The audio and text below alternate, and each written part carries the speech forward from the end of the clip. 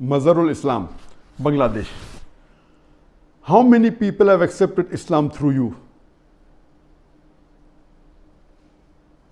It is only Allah subhanahu wa ta'ala who can give hidayah. Allah says in the Quran, in Surah Ghashiyah, chapter number 88, verse number 19, 20, 21, فَذَكِّرْ إِنَّمَا أَنْتَ مُذَكِّرٌ.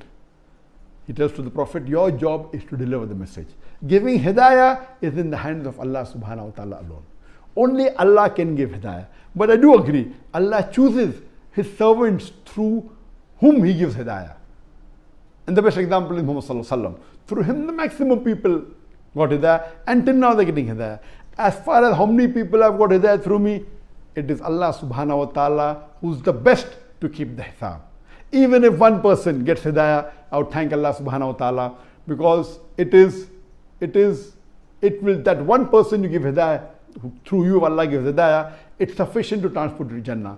I always pray to Allah subhanahu wa ta'ala that may He make me instrumental in giving as many people as possible hidayah, getting as many people closer to Islam, and leaving the shirk and kufr and coming to Islam. I also pray to Allah subhanahu wa ta'ala that may He make me instrumental in fulfilling the hadith of Muhammad sallallahu alaihi wasallam, that one day inshallah Islam will enter every home.